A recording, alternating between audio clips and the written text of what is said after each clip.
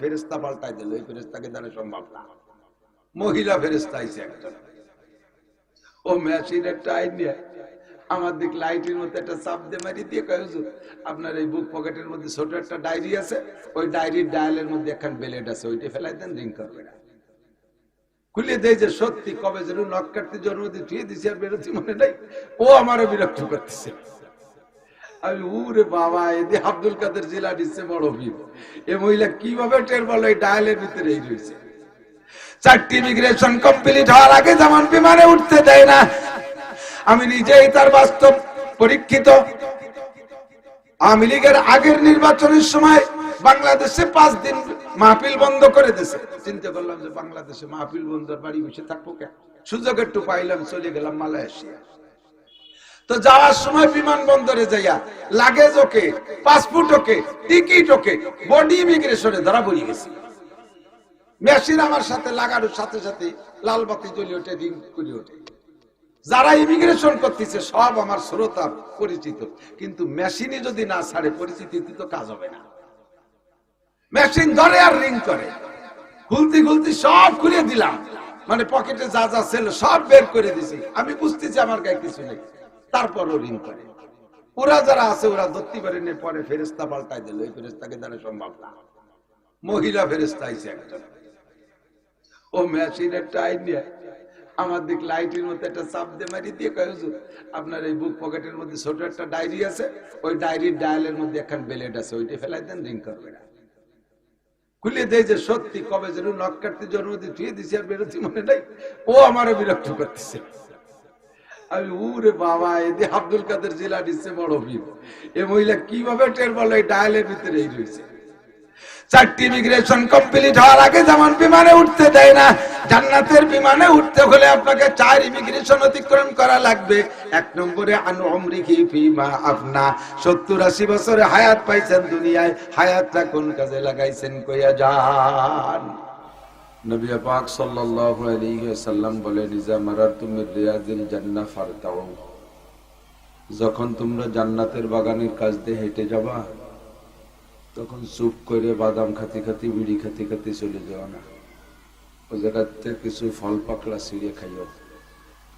সাহাবাই কিরাম জিজ্ঞেস করেন, হুজুর দুনিয়ায় জান্নাতের বাগান কোথায়, কোনটা জান্নাতের বাগান, আর তার পাশ দিয়ে গেলে ফলই বা কি পাবো, ছেড়বো খাবো? হুজুর বললেন, দুনিয়ায় জান্নাতের বাগান হলো হেলাকুজ জিকির, জিকিরের হালকা। জিকির মানে আল্লাহ পাকের বড়ত্বের আলোচনা যেখানে হয় সেটাই হলো জান্নাতের বাগান। এখানে আল্লাহ পাকের বড়ত্বের আলোচনা, নবী পাক সাল্লাল্লাহু আলাইহি ওয়াসাল্লামের সত্য রিসালাতের আলোচনা, সহিহ কোরআনের আলোচনা, সহিহ হাদিসের আলোচনা, আল্লাহ পাক রব্বুল আলামিনের শান ও মান নিয়ে আলোচনা। কাজেই অবশ্যই এটাই হলো জান্নাতের বাগান। ফল কি? এখানে যা কিছু আলোচনা হবে এটাই হলো এর ফল।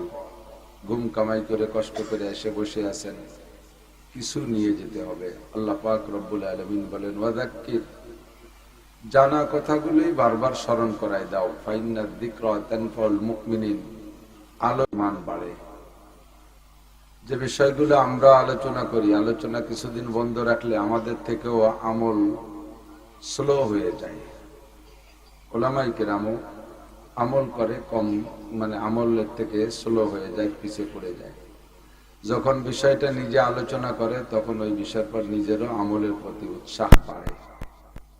আমাদের মুখ থেকে কথা বের হইয়া এরপরে আপনাদের কানে পৌঁছে আপনারা শোনেন। আমার মুখের কাছে আমার কান সবচেয়ে নিকটে। প্রত্যেক বক্তা নিজের বয়ান যেমন অন্যকে শোনায় তেমন নিজেও শোনে, আর এই আলোচনার মাধ্যমে নিজের আমলের প্রতি উৎসাহিত হয়। এজন্য এই জানা কথাগুলো বারবার আলোচনা করা। হযরত মাওলানা অনেক সুন্দর আলোচনা, ফেরদাউস রহমান, সুললিত কণ্ঠের অধিকারী, সব দিক দিয়ে সুন্দর, ইয়াং মানুষ, যুবক মানুষ, কণ্ঠে জোর আছে। যখন প্রথম সময় মাঠে আসি তখন মুরব্বী বক্তা যারা ছিলেন আমাদের উপরে, আলী হোসেন শাহ হুজুর, সুটপার হুজুর, সেনাটির মুজিবুর রহমান শাহ হুজুর, এনরা বলতেন, বাবা একটু আস্তে কথা কও, আস্তে বলো, অনেকদিন বলতে পারবা। তো সে সময় বলতাম, হুজুর যে কথাটা যে গতিতে আসে ওইটার ওই গতিতে না বললে তৃপ্তি পাই না। তো হুজুররা বলতেন যে সময় মতো বুঝবা, এক সময় আস্তে বলার কথা বলে দেয়া লাগবে না, এমনি আস্তে হয়ে যাবে। মাঝে মাঝে ছোট্ট একটা চুটকি বলি। আমার চাচাজান হযরত মাওলানা আব্দুল ওয়াহাব সাহেব রহমাতুল্লাহ আলাইহি এলাকার উলামায়ে কেরামরা চেনেন, চন্দ্রদিগলি মাদ্রাসার মুহতামিম সাহেব ছিলেন আমার আপন ছোট চাচা। ছোট ছোট চুটকি বলতেন, অনেক জ্ঞানওয়ালা চুটকি। একই মজলিসে গেছে বাপ বেটা, বাপে ভালো ভালো কথা কয়, ছেলে তার চাইতে জোরে একটা বললে বাপের ডাস পিছিয়ে পড়ে যায়। তো ওই জায়গা ছেলেরে থামানোর জন্য উনি বলতেন, আহা কি সর্বনাশ করলো, আষাঢ়ির ভারে দাও খান তলাই গেল, আষাঢ়ির ভারে দাও খান তলাই গেল। এমনি কি লোহার দাও ভাসে নাকি? আষাঢ়ির ভারে দাও তোলাই গেছে, তার মানে ছেলের দাপটে বাপ হারিয়ে গেছে। ছোট ছোট অনেক সুন্দর সুন্দর কথা বলতেন, যার অনেক তর্জমা। উনি বলতেন, বাপ বেটা এক মুরব্বী চার দোকানে বসে রয়েছে, আর এক মুরব্বী যে কয়, এক ছেলেরে দেখা হয়েছে, তোর বাপরে তো অনেকদিন দেখি না, কি ব্যাপার, মারা গেছে নাকি? কয় না কাকা, আছে বেশি বেশি আছে, আগে আসতো এই চার দোকানে বসে দুই ভাই কাশিয়ে ভাল্লা দিতাম। বুড়ো হলি কাশ হয়ে যায়, কাশিয়ে ভাল্লা দিতাম। তোর বাপ আসে না, ভাবছে যে মরি টরি গেছে, 2-3 মাস দেখি না। কয় না, আছে পাইছে, এই যে বাড়ি থাকে, আসে না। তো কাশের কি খবর, কাশ কি সারছে? বলে হ্যাঁ, কাশ সেরে গেছে। শেষে কি ওষুধ খেয়ে ছাড়লো? কাশতে কাশতে বল পায় না, সে এমনি ছাড়ান দিয়েছে। কাশতে কাশতে বল পায় না বলে ছাড়ান দিয়েছে, বল থাকলে আরো কিছুদিন কাশত, কোনো ওষুধই সারে না। তো সময় হলে ওই বল না পাইলে এমনি ছাড়ান দেওয়া লাগে। এখন তো বয়স বার্ধক্যের দিকে চলে যাচ্ছে, 55 হয়ে গেছে, কাজেই চিল্লে পাল্লার আর বয়স নেই। তো আল্লাহ পাক রব্বুল আলামিন আমাদেরকে ময়দানে রাখছে কিছু হিদায়াতি কথা, এখনো পর্যন্ত বলার সুযোগ ও তৌফিক দিচ্ছে। বিগত একটা সময় চলে গেছে যে কথাগুলো সব বক্তাই সমালোচনার মধ্যে নিয়ে আসে, যে আমরা মাঠে ময়দানে উন্মুক্ত খোলামেলা কথা বলতে পারিনি, এখন পরাণ করে বলতেছি। আসলেও তা না। সে সময় এক দলে ঠেকাতে হয় না, আর এক দলে ঠেকায়, ঠেকা ঠেকি চলতেছে। আমাকে মুক্ত মন আর মুক্ত জবান আর হয় না, যতদিন পর্যন্ত দেশে ইসলামী হুকুমত না আসবে ততক্ষণ পর্যন্ত স্টেজকে সবকিছু থেকে পবিত্র করা বড় কঠিন হয়ে যাবে। দুঃখের বিষয় হলো, আমরা ইসলামী হুকুমত পাই, এটা তো সবাই চান, সত্যি মনেতে না ভেজাল আছে? দোয়া করেন যাতে পাই। পাওয়ার উপায় হলো, সমস্ত ওলামায়ে কেরাম যদি ঐক্য হয় তাহলে সম্ভব। কিন্তু সমস্যা হলো 3 মৌলবী 13 দল। কোন দলরে ভোট দেবো? যে দলই আসে। খেলাফত মজলিস 3 প্রকার, বাংলাদেশ খেলাফত মজলিস, ইন্ডিয়ান খেলাফত মজলিস, পাকিস্তানি খেলাফত মজলিস। প্রত্যেক দলের মধ্যে 3-4 দল। আল্লাহ তাআলা সবগুলো দল গুছাইয়া আমাদের জন্য আসমানি রহমত, জমিনি বরকতের একটা ফয়সালা করে দিক। সবাই বলি আমিন। সিজনালি কিছু কথা সকলেই বলা উচিত, বলতে বলতে বান্দাদের মধ্যে আমলে আসতে পারে। আল্লাহ পাক রব্বুল আলামিন বড় দয়া করে, মায়া করে, মেহেরবানি করে আমাদেরকে মোহাব্বতের একটা ডাক দিয়েছেন। নবী পাক হিজরতের আগে কোরআন শরীফে যে আয়াতগুলো নাজিল হতো, তার মধ্যে আল্লাহ পাক আহ্বান করার জন্য, বান্দাদেরকে ডাকার জন্য যে শব্দটা ব্যবহার করতেন সেটা হলো ইয়া আইয়ুহান নাস। কোরআন শরীফের ভিতরে যত জায়গা দেখবেন ইয়া আইয়ুহান নাস, নিশ্চিন্তায় বুঝবেন এটা মক্কি আয়াত, হিজরতের আগের আয়াত। আর যেখানেই দেখবেন ইয়া আইয়ুহাল্লাযীনা আমানু, সেটারে দেখেই বুঝবেন যে এটা মাদানী আয়াত, হিজরতের পরে নাজিল হয়েছে। মক্কি আয়াতের ভিতরে আল্লাহ পাক বলেন ইয়া আইয়ুহান নাস, হে মানব জাতি, গোটা বিশ্বের সমস্ত মানুষ, মুসলমান, হিন্দু, বৌদ্ধ, খ্রিস্টান, কাফের, মুশরিক, মুরতাদ, বেঈমান, সবই তো মানুষ। টোটাল মানুষকে সম্বোধন করে আল্লাহ ডাক দেবেন ইয়া আইয়ুহান নাস ইত্তাকু রাব্বাকুম, হে জগতের মানুষ, তোমরা তোমার রবকে ভয় পাও, তোমাদের রবকে ভয় পাও। ইত্তাকু রাব্বাকুম আল্লাযী খালাকাকুম মিন নাফসিন ওয়াহিদা, যে রব তোমাদের সকলকে সৃষ্টি করেছে মাত্র এক ব্যক্তি থেকে। কয় ব্যক্তি? ব্যক্তির নাম কি? রবীন্দ্রনাথ ঠাকুর? আদম আলাইহিস, ব্যক্তির নাম আল্লাহ। এক ব্যক্তি থেকে, একজন মানুষ থেকে সমস্ত মানুষকে সৃষ্টি করেছে। সেই মানুষটার নাম আদম আলাইহিস সালাম। হাকিমুল উম্মাত আশরাফ আলী থানভী রহমাতুল্লাহ আলাইহি আদম আলাইহিস সালাম আজ থেকে কত আগে আসছেন, দুই নবীর মাঝখানে ডিসটেন্স হিসাব করতে করতে করতে করতে সিরাতে খাতামুল আম্বিয়ার ভিতরে লিখেছেন আদম আলাইহিস সালাম আজ থেকে 9.5 বা 10,000 বছর আগে দুনিয়ায় আসছেন। এই 10,000 বছরের আগে একজন মানুষও দুনিয়ায় ছিল না। সর্বপ্রথম মানুষ আদম আলাইহিস সালাম। উনি আদম আলাইহিস সালামের সন্তান হইতো জোড়ায় জোড়ায়, কিচ্ছা শুনেছেন সবাই, এক ছেলে এক মেয়ে, এক এক জোড়ায় হতো। এ জোড়ার ছেলে ও জোড়ার মেয়ে, এভাবে বিয়ে হতো। আর তো মানুষ নাই, ওদের মধ্যে বিয়ে দিতে হবে, একটু ডিস্টেন্স দূরত্ব লাগবে, দূরত্বটুকু ভাবেই তৈরি করতেন, এই পক্ষের ছেলে ও পক্ষের মেয়ে, এভাবে বিয়ে হতো। ওনার 125 জোড়া সন্তান জন্ম দিয়ে আদম আলাইহিস সালাম দুনিয়া থেকে গেছেন। ওনার 1000 বছর হায়াতের ভিতরে 125 জোড়া সন্তানের থেকে সন্তান হতে হতে নাতি নাতকুরো দিয়া 1,25,000 সন্তান উনি দুনিয়া থেকে দেখে গেছেন 1000 বছরে। তো আদম আলাইহিস সালামের আগে দুনিয়ায় কোনো মানুষ ছিল না, এটা আমরা ইতিহাসে পাই। কয়েকদিন আগে বাংলাদেশি সাংবাদিকরা একটা সংবাদ প্রচার করছে, আমি দেখেছি, সেটা নিজেই শুনেছি, দেখেছি। তাতে ওনারা লিখলেন ভারতে বার্মা, এই যে বার্মা আছে আমাদের এই পাশে, বার্মার আরাকান রাজ্যে আজ থেকে 13,000 বছর আগে মানব জাতির আগমন হয়েছে। আদম আলাইহিস সালামেরও 3,000 বছর আগে তো এই জায়গা মানুষ। কোন হিসেব করে কয় আল্লাহ বাকি ভালো জানে। মানুষের মাটির নিচে কোনো কঙ্কাল পাইলে বিজ্ঞানীরা গবেষণা করে করে মাঝে মাঝে খবর দেখি এটা 50,000 বছর আগের মানুষ, অথচ আদম আলাইহিস সালাম আইছে 10,000 বছর আগে। আর ওই মানুষগুলো 50,000 বছর, ওর আব্বা ভয় দিয়ে দিতেছে। আল্লাযী খালাকাকুম মিন নাফসিন ওয়াহিদাহ ওয়া খালাকা মিনহা, একটা মানুষ থেকে সমস্ত মানুষকে বানাইছে। সূচনা কিভাবে? সর্বপ্রথম ওই মানুষটার স্ত্রীকে বানাইছে মিনহা, ওই মানুষটা থেকে, হা মানে নফস, নফস মুয়ান্নাস। আদম আলাইহিস সালাম থেকে তার স্ত্রীকে বানাইছে। আল্লাহ পাক যে আদমকে বানাইতে গোটা দুনিয়ার মাটির উপরিভাগ চামড়া থেকে মাটি তুলে নিয়ে মাটি দিয়ে আদমকে আলাদা বানাইলেন।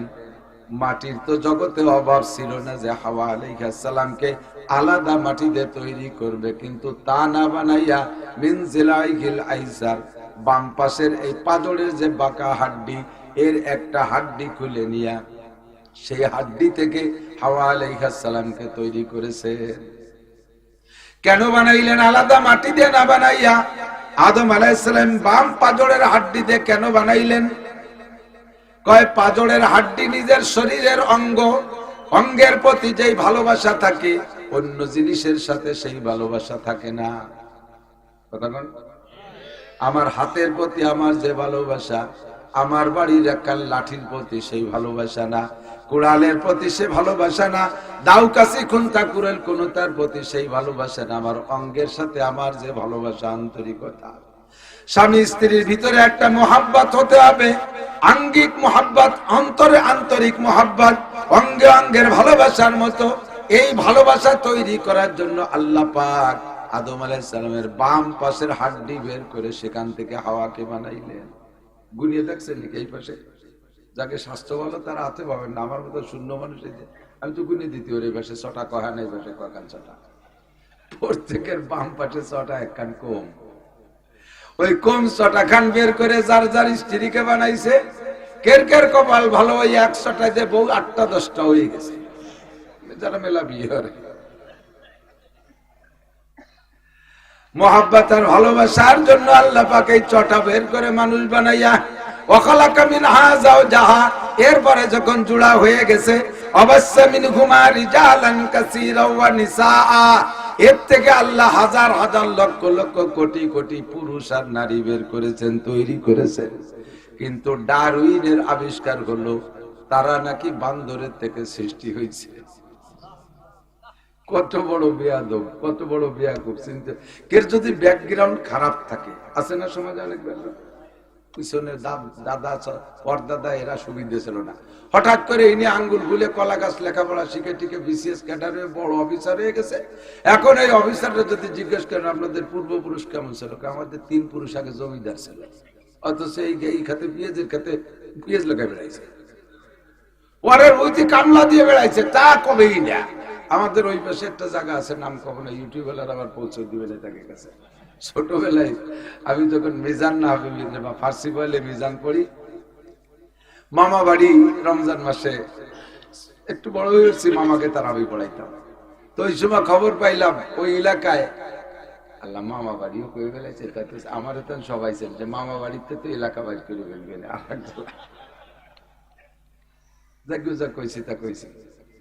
বাংলাদেশ স্বাধীনের সময় যখন ভাষণ দেওয়া যায় 30 লক্ষ মানুষের শহীদের বিনিময়ে দেশ স্বাধীন করেছি, পিছনে এক নেতা কয় স্যার 30,000, যা কইছি তা কইছি। মরুক যে কটা মরুক, কইছি 30 লাখ তো 30 লাখ। আল্লাহু আকবার। ওই এলাকায় একজন কুলু আছে না, যে তেল গান গরুতে গান ভাঙ্গায় তেল বের করে, কুলু বড় পয়সাওয়ালা হয়ে গেছে। পরে ব্যবসা ছোট থেকে ছোট থাকলে প্রত্যেক ব্যবসার এক নাম, বড় হলে আর এক নাম। কোন এই জুড়িতে বাজারে বাজারে মাছ বেশি বেড়ে, তার নাম জাইলি। আর যখন বড় মাছের কারবার করে তখন ফিশারিজ ইন্ডাস্ট্রিজ ভাষা বলছি। যতদিন তাঁতের কাজ করে নিজে হাতে গামছা বুনে, ততদিন কাইরিয়াল জুলা। আর যখন বড় ইন্ডাস্ট্রিজ বানায় ফেলায় দেয়, তখন তার নাম কি কয়,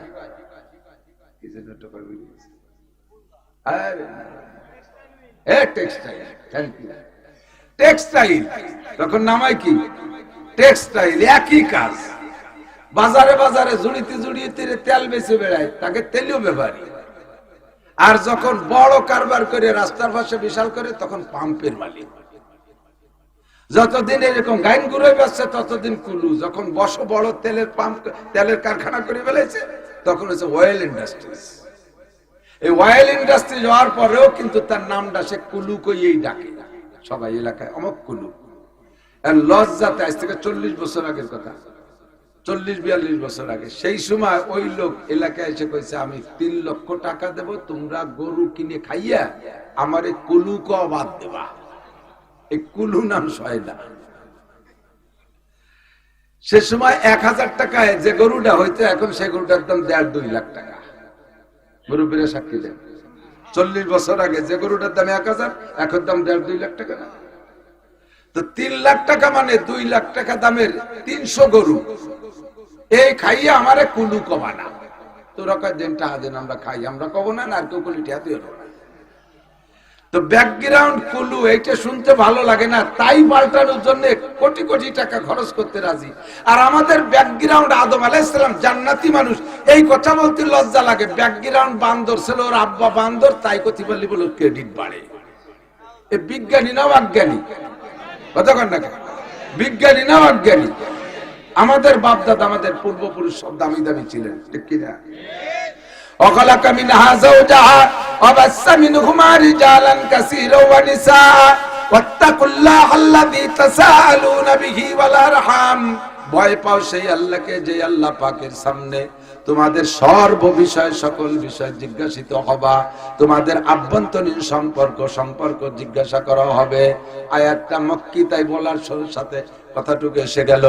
আর যেসব আয়াতের শুরুতে দেখবেন ইয়া আইয়ুহাল্লাযীনা আমানু, এই আয়াতের শাব্দিক তরজমা হলো, হে ওই সকল মানুষরা তোমরা যারা ঈমান এনেছো, আল্লাহর প্রতি বিশ্বাস স্থাপন করেছো। এটা হলো শাব্দিক তরজমা, এক কথায় তোমরা যারা মুমিন। আর বুজুর্গানে দিনের তাসাউফি আর আধ্যাত্মিক তরজমা হলো, আল্লাহ পাক ডাক দিয়ে বলেন, হে অন্ধ জগতের অটল বিশ্বাসী পাগলরা, দুনিয়ার নাম অন্ধ জগৎ, এ জায়গা বসে আল্লাহকে দেখা যায় না। দুনিয়ার নাম অন্ধ জগৎ, জান্নাত দেখা যায় না, জাহান্নাম দেখা যায় না, পুলসিরাত দেখা যায় না, হাসরের মাঠ দেখা যায় না, হায় মিজানের পাল্লা দেখা যায় না, হুর দেখা যায় না, গিলমান দেখা যায় না, কবরে আযাব দুনিয়ায় বসে দেখা যায় না। কতক্ষণ যায় নাকি? বাঘরে ভয় পাই কতক্ষণ? বাঘে দূরে ছিঁড়ে বুড়ে খেয়ে ফেলার রাগ পর্যন্ত। বাঘে ছিঁড়ে বুড়ে খেয়ে ফেললে মারা গেলাম, আর মরার পরে বাঘরে ভয় পাওয়া লাগে না। সাপরেও ভয় পাই কতক্ষণ? কামড় দিয়ে মেরে ফেলবে, মরার পরে আর ওই সাপরে ভয় পাওয়া লাগে না। আমার আল্লাহকে ভয় পাবো এজন্য দুনিয়ায় থাকতো যে আল্লাহ, মরার পরও সেই আল্লাহ, আখিরাতে যাওয়ার পরও সেই আল্লাহ। আল্লাহর সামনে থেকে একটা কদম আমাকে জবাব না দিয়ে সামনে বাড়ার উপায় নাই। নবী পাক বলেন লা তাযালু কদামা ইবনে আদম হাত্তা ইউসআলান আরবা। এ যুবক মনে রাখো, আবাল বৃদ্ধ বনিতা নারী আর পুরুষ, পর্দার আড়ালে মা বোনরা, আল্লাহর কসম বিশ্ব নবী মিথ্যা কথা বলেন নাই। আল্লাহ পাকের জন্য ভয় পাবো কিয়ামতের ময়দানে আল্লাহর সামনে দিয়ে 4টি চেকপোস্ট অতিক্রম করা ছাড়া, 4টি ইমিগ্রেশন ছাড়া একজন মানুষের সামনের দিকে এক কদমও বাড়তে পারবা না। ও যুবক, পাগলামি করিস না, একটু লক্ষ্য করে শোন। 4টে প্রশ্নের জবাব না দিয়ে এক কদম সামনে বাড়া সম্ভব হবে না। প্রশ্ন জোরে বলেন কয়টা? 4টি ইমিগ্রেশন। আমি দুনিয়ার মিসাল দিয়ে কথা বলি, এদিক থাকেন। যারা বিমানে চড়ছেন বিদেশে যাওয়ার জন্য তারা জানেন, বিমানে উঠতে হলে বিমানে উঠার আগে 4টি ইমিগ্রেশন হয়। বিমানের চেকের নাম হলো ওখানে এয়ারপোর্টের পরিভাষা। ইমিগ্রেশন মানে চেকপোস্ট। 1 নম্বর ইমিগ্রেশন আপনাকে পাসপোর্টটা চেক করবে, আপনার পাসপোর্ট ঠিক আছে কিনা, আপনি বাঙালি জাতি কিনা অন্য কোন জাতি, নাকি আপনার পাসপোর্ট আছে কিনা। 1 নম্বর পাসপোর্টের ইমিগ্রেশন হবে। 2 নম্বরে আপনার লাগেজ ইমিগ্রেশন হবে। লাগেজের ভিতরে যে লাগেজটা নিয়ে যাচ্ছেন বিদেশে, ওর ভিতরে কোনো অবৈধ জিনিস আছে কিনা, ইমিগ্রেশন হবে। 3 নম্বর ইমিগ্রেশন হবে আপনার টিকিট ইমিগ্রেশন। আপনার টিকিট চেক হবে, ঠিক আছে কিনা। 4 নম্বর ইমিগ্রেশন আপনার বডি চেক হবে। অনেকে নাকি পেটের মধ্যে অবৈধ জিনিস ঢুকাইয়া বাইরে নিয়ে ডেলিভারি দিয়া সেই যে দামি দামি জিনিস বিক্রি করে, এইরকম উল্টো পাল্টা করে, এই জন্য বডি ইমিগ্রেশন হবে। 4টি ইমিগ্রেশন পার না হইতে পারলে, 3টে পার হইছেন, 1টাই ধরা খেয়ে গেছেন, পার হইতে পারবেন না, বিমানে উঠতে পারবেন না। আমি নিজেই তার বাস্তব পরীক্ষিত। আওয়ামী লীগের আগের নির্বাচনের সময় বাংলাদেশে 5 দিন মাহফিল বন্ধ করে দিয়েছে। চিন্তা করলাম যে বাংলাদেশে মাহফিল বন্ধর বাড়ি বসে থাকবো কেন, সুযোগ একটু পাইলাম, চলে গেলাম মালয়েশিয়া। তো যাওয়ার সময় বিমানবন্দরে যাইয়া লাগেজ ওকে, পাসপোর্ট ওকে, টিকিট ওকে, বডি ইমিগ্রেশনে ধরা পড়ে গেছে। মেশিন আমার সাথে লাগানোর সাথে সাথে লাল বাতি জ্বলে ওঠে, রিং করে ওঠে। যারা ইমিগ্রেশন করতেছে সব আমার শ্রোতা পরিচিত, কিন্তু মেশিনে যদি না ছাড়ে পরিচিতি তো কাজ হবে না। মেশিন ধরে আর রিং করে, খুলতে খুলতে সব খুলে দিলাম, মানে পকেটে যা যা ছিল সব বের করে দিছি। আমি বুঝতেছি আমার গায়ে কিছু নেই, তারপরও রিং করে। ওরা যারা আছে ওরা ধরতে পারেনি, পরে ফেরেস্তা পাল্টাই দিল। এই ফেরেস্তাকে দ্বারা সম্ভব না। মহিলা ফেরেস্তা আইছে একজন, ও মেশিনের টাইম নিয়ে আমার দিক লাইটের মধ্যে একটা চাপ দিয়ে মারি দিয়ে কয়, হুজুর আপনার এই বুক পকেটের মধ্যে ছোট একটা ডায়েরি আছে, ওই ডায়েরির ডায়ালের মধ্যে একখান বেলেট আছে, ওইটা ফেলাই দেন, রিং করবে না। খুলে দেয় যে সত্যি কবে যেন নখ কাটতে জন্মদিন ধুয়ে দিছি আর বেরোতে মনে নাই। ও আমারও বিরক্ত করতেছে। আমি উরে বাবা, এদি আব্দুল কাদের জিলানী সে বড় ভিড়। এ মহিলা কিভাবে টের বলো এই ডায়ালের ভিতরে এই রয়েছে। 4টি ইমিগ্রেশন কমপ্লিট হওয়ার আগে যেমন বিমানে উঠতে দেয় না, জান্নাতের বিমানে উঠতে হলে আপনাকে 4 ইমিগ্রেশন অতিক্রম করা লাগবে। 1 নম্বরে আনু উমরিহি ফিমা আফনা, 70-80 বছরে হায়াত পাইছেন দুনিয়ায়, হায়াতটা কোন কাজে লাগাইছেন কইয়া যান।